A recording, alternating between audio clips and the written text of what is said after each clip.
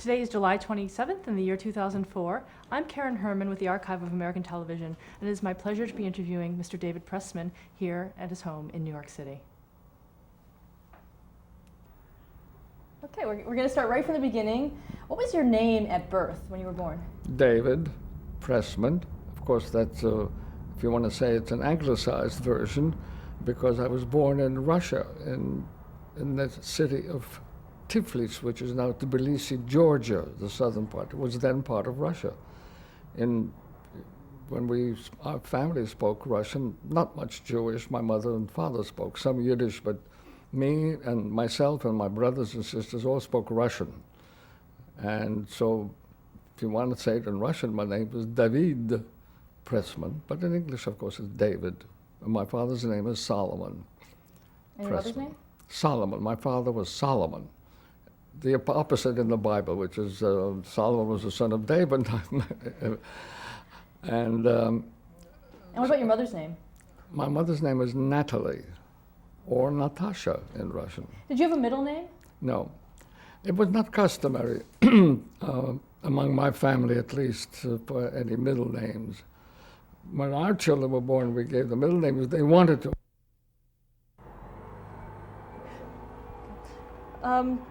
Talk a little bit about where you grew up.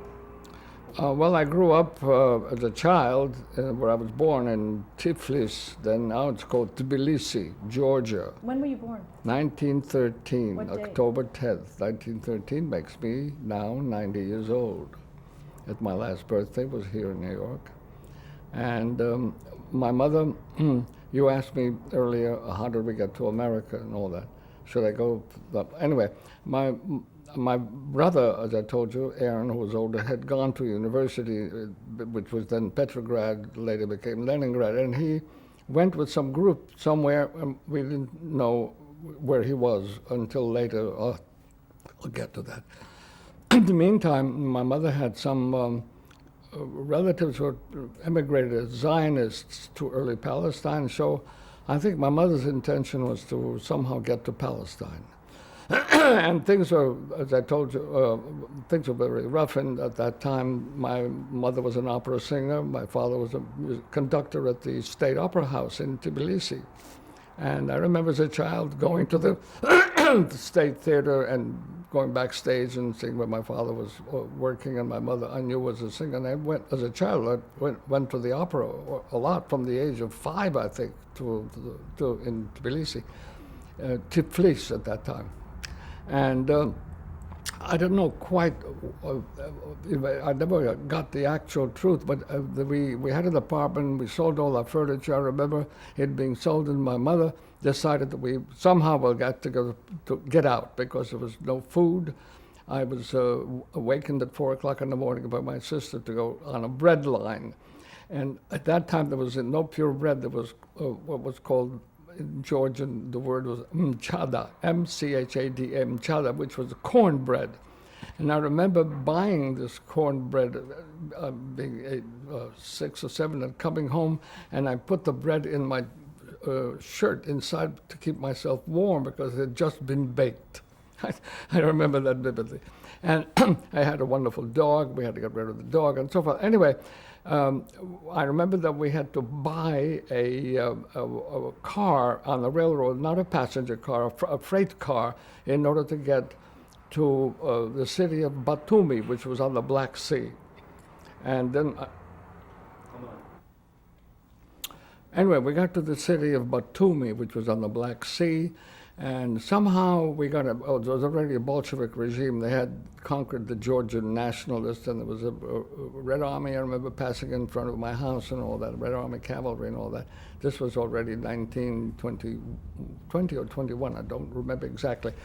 Anyway, we did get an exit visa for the family to get across the Black Sea to Turkey, to Constantinople, where there was a big center of immigration from Russia. Through southern Russia, people were living, and Constantinople was full of exiled Russians, army officers, White Guard officers, and people like that. There, somebody told us that the best way to find out, to make contact with somebody who may have gone somewhere was through the Red Cross at the American Mission. There was an American mission in Constantinople. So we went there, and we knew that we had an aunt of mine who had been living in New York since 1917 with her son, who was my first cousin. His name is Alexander Dostoevsky, who eventually wrote the book Victory Through Air Power in America and all that. He was a flyer in the Tsarist army in World War I. And we knew that they were in America. My mother and father knew. So when we were in Constantinople, somehow, through the Red Cross files, we discovered that my brother Aaron had gone through Siberia, Japan, and China, ended up, that was by that time in New York, through the Red Cross channel. Specifically, I can't go into it because I was 7 years old. But I remember my mother receiving a telegram from my brother from Russia, and since he was my oldest brother, and about 5 of us, my sister, Sonia, my brother, and another sister, and another brother, and then myself, my mother, being a very emotional person, fainted dead away when she got the telegram about my oldest son being in America.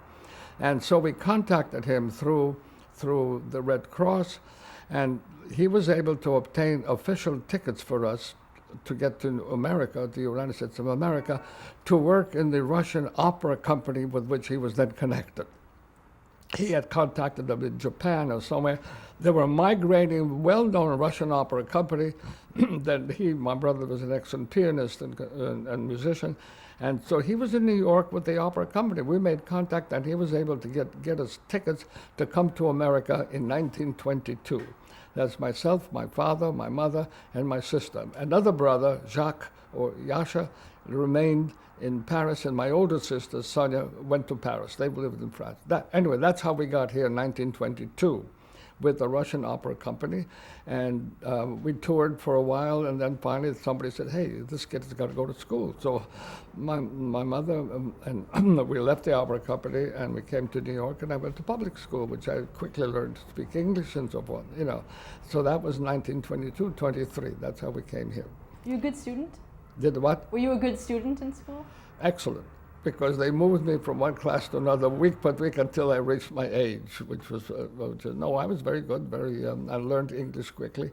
And I remember in high school, I had a wonderful English teacher who pinpointed to me where my accent was, because I was still speaking with a Russian accent.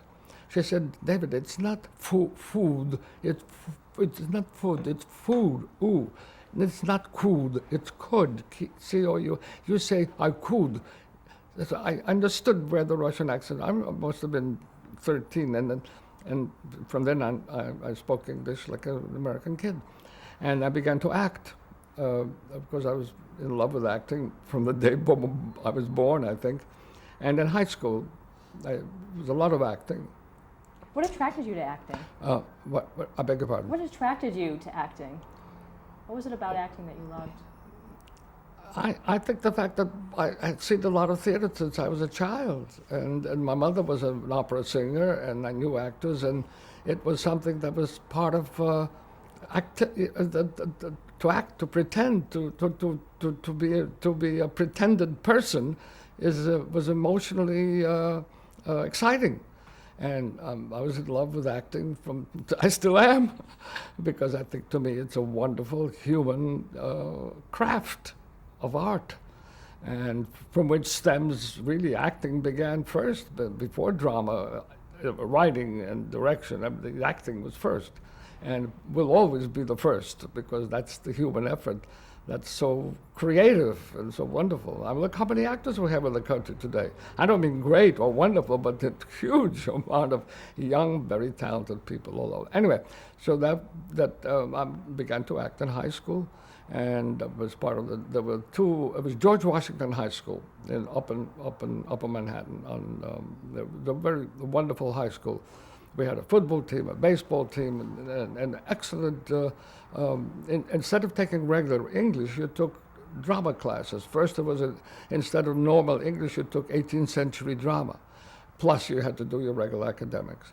Then there was a class in Shakespeare until you had the senior, which you had to take a regular senior English class. And one of the things that school we had at that time was that you had to make a senior speech, which I don't think exists anymore in high school. We had to make a senior speech, and we were marked on qualitative performance. Regular English school, that wasn't special drama. And I know I made my senior speech and I got an A plus and that kind of thing. Anyway, Remember the topic? and yes. The topic was bullfighting. The reason was that one of the trips that we made with an opera company is that we were in Mexico for a few months as an opera company in Mexico City. And I remember my mother was interested in seeing a bullfight because of the opera Carmen. And so I remember my mother, my father, we all went to the bullfights in Mexico City. And I remember that one of the toreadors was gored, and that didn't bother me. What bothered me is that the bull got stuck in one of the fences. They were trying to pull him out by the tail, and I started screaming, "They'll tear his tail off! They'll tear his tail off!" And so the whole idea, bullfighting was, I don't know, it was dramatic, I think, the way the toreadors fought. And I also knew the opera Carmen, so I remember I made the speech in high school about the exciting of bullfighting and what it was like. I studied a little bit, and that was the speech. And so from high school, I went to, I tried for City College, I was admitted. I went to what was then the Columbia University College, Sethlow College. It was a junior college, which lasted about 10 years. And it was in Brooklyn, Borough Hall. But one of the reasons is because they had a huge amount of young New Yorkers who qualified to go to Columbia College, but they couldn't accept them all. So Columbia University opened up the Sethlow Junior College. And when I went there, it turns out that it was 100% New York Jewish boys. So it was a kind of an educational ghetto, although we had the same instruction, same courses as Columbia College proper. And the professors from uptown went to Brooklyn to teach one particular course, which was Columbia specialty, was Columbia Contemporary Civilization. It's a wonderful, all-inclusive course in history and civilization and philosophies and so on. Anyway, I went there for 10 years, but I was active with the company there too. There was a dramatic society. I remember we did the play by John Wexley called The Last Mile. Anyway, so acting was something I really wanted to do all the time. For a time, my teacher in high school said, "Yeah, listen, the theater is such a difficult thing. I know your background. You should try something else just for background."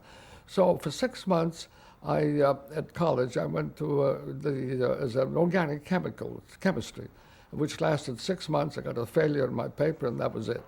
And I went back to the theater department and so forth.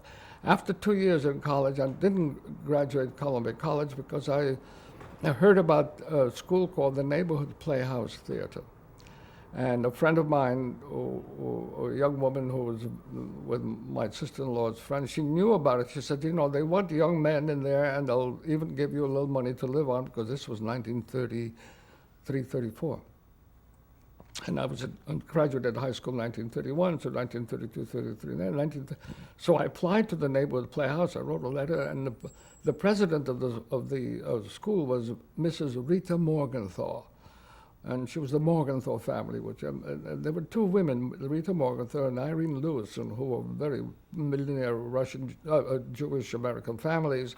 They ran a social studies on the East Side, and they were progressive American Jewish women. And they ran the Neighborhood Playhouse Settlement House originally. Then they ran also the famous school, which was then on 46th Street and Fifth Avenue. And I was admitted to the school. So I was a student at the Neighborhood Playhouse School from 1934 to 1936. And my teachers were Martha Graham, Sanford Myers, eventually Mary Tyler. It was an extraordinary experience for me to be a student at that school, and I was a hell of a student. I also was a good dancer and a good actor, and Martha Graham was my teacher, whom I had twice a week at that time, And that was from 1934 to 36, and I studied theater and acting and everything, all the stuff, method, business, and everything. Do you want me to continue?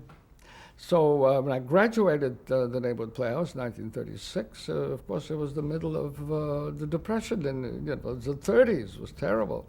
And I knew all the group theater plays because Sanford Meisner, who became a very famous acting teacher, began his teaching career with my class. And my classmates were people like Edmund O'Brien, who later was a big star in Hollywood. He's been dead about 20 years now. And David Alexander, who became a very good director, also passed away, and several young women. And so anyway, so in 1936, I had heard there was an organization in New York called um, um, Theater Union, Theater. Anyway, they were, at that time, there was a proliferation of theater companies all over the United States and Canada, and they were called mostly active theaters, theaters of action, and they did plays like Waiting for Lefty, Steel by John Wexley, Private Hicks. These were the left-wing progressive plays around the country at that time. Waiting for Lefty, of course, was one of the first Clifford Odets' plays, and we knew about the group theater. Anyway, the Canadian, in Toronto, there was a group called the Canadian Theatre of Action, and they wanted a teacher, and they came to New York looking for a teacher, and I applied, and they were accepted, and I went to Canada in 1936 to teach a summer session of acting. I was all of 23-year-olds. What the hell did I know? But anyway, you know, my mother used to say, talent will pull out, will emerge, you know. Anyway, there is a book, I think it's on a shelf, called the 1936, and there's an article by me and my wife in it. The title of the book is The Nation Lost and Found. It may be on that way. If it isn't there, my wife will get it later. Well, so 1936 was the time I went to teach for a summer. And they asked, at the end of the summer, they asked me to stay to direct the Theatre of Action. And I said, sure, and that was the first play I directed. It was a play by Irwin Shaw called Bury the Dead. I don't know if you know that play, but it was a big smash hit in New York here. I directed it in 1936 in Toronto with this group, which was really a working class group. There were kids who worked in factories and stores, and they went to the theater rehearsals at night. And we directed it, and then we submitted the production, and I went to the Canadian Theatre Festival, which we had to go to Montreal, to Montreal, Quebec, from Montreal, no, to Quebec, where the sessions for the festivals were. And I was 23 years. Everybody, you know, we collected money. I think we hitchhiked to Quebec at that time. It was very easy. And I got first prize in Quebec. But that was semifinals. The finals were in Winnipeg, and I didn't make the honorable mention in that because there was another group which was very professional, although they were all amateur. There was no professional theater in Canada at that time. It was completely theater like T. Eaton Company, which was like the Macy's of Canada, had their own group. Imperial Oil Company had their own group. And they were sponsored by the companies, but they were, strictly speaking, amateur. They were not paid any kind of salaries, but they were supported by the, you know. So that was, and I was in Canada, in Toronto, but then again did another play and won another prize. In 1938, I got a telegram from the neighborhood playhouse if I would be interested to be Sanford Meisner's assistant at the neighborhood playhouse. And of course, I was, because I wasn't, I hadn't settled in Canada. I went home a couple of times. But this was already the spring of 1938, and so of course I delighted to have a reason to leave the theater and go home. So that was 1938 when I came back and started to teach. I was a Sanford Meisner's assistant at the neighborhood playhouse. And then I kept working in the theater, other plays and so on. Describe Sanford Meisner personally and professionally. Well, both. I knew him personally and professionally very well. And it was an extraordinary teacher, you know, and I worked with him altogether 7 years, from 1938 to 43 when I went to the Army during the war, and then right after the war I went back to teach at the Playhouse from 45 to about 47, to 48 or 41, and we were very good friends. How was he to work with? Well, I tell you, he was not a Strasbergian. I don't know, you know about Lee Strasberg and that sort of. He was the opposite. Bobby Lewis and Stella Adler were the group, they were anti-Strasbergians.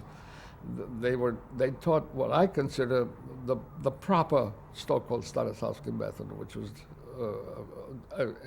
not an invention, it was a codification of what the actor's technique is. And Sandy was a remarkable teacher. One of the problems was that he was sometimes a very difficult person. It's not important, but he was homosexual, so I mean, there were sometimes problems of that kind, and everybody knew that. But I had no problem with him, and it was we had a very easy relationship in terms of work, and friendly, and all the teaching there, people like Gregory Peck and Ephraim Zimbalist Jr. and I can numbers and numbers of people who became Hollywood actors who went through our schooling at that time, from the time 1938 and so on. It still is a very prestigious school.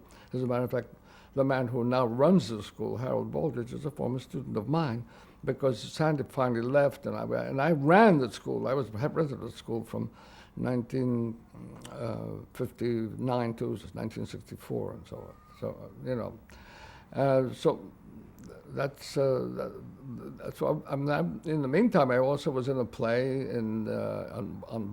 off Broadway and on Broadway, and I was directing, acting, mostly acting at that time. And by 1941, when Sasha and I were married, and I was in a play called Brooklyn, USA. I was an actor, and there's a photograph there on the wall when I was in it. And it was a play about like Murder Incorporated, but it was called Brooklyn, USA, about gangsters and so forth. That was 1941, the war began, and then I kept teaching also. And then I was in a play called Eve of St. Mark by Maxwell Anderson. This was 1943. And there's a photograph I can show you on the wall. I was in it with people like Bill Prince and several people who became a very well-known actor. Anyway, Eve of St. Mark, we were soldiers in the Pacific. And I went from that into a real army. So that was it was quite a big hit, Broadway hit, 1943, 42 into 43, by the spring of 43. And by 43, of course, the war in Europe was in big swing, and by that time they were taking draftees, up until the age of 38. So I was drafted in 43, and we were already married, and we had lost our first baby. Something was wrong. It was only 2.5 pounds. Anyway, so 1943, I was drafted into the Army. Friends of mine like Marty Ritt and all these guys were in the Army already, and they said, "Hey, David, you go apply for theater activity." And I really wanted to be a soldier. There were reasons for it. But one brother-in-law of mine was ex-soldier and officer in World War I, and he was like my emotional father of mine, and I wanted to really emulate him, and I wanted to be a soldier. I didn't want to be a theater person in the Army. So when I was drafted, I went into the regular Army. I was trained in Camp Wheeler, Georgia, and I went into across overseas into the 45th Infantry Division, and right at the Anzio Beachhead in Italy. And I was in the Army, and I was wounded twice, and I came back in 1945. Stop there to change the tape. Sure.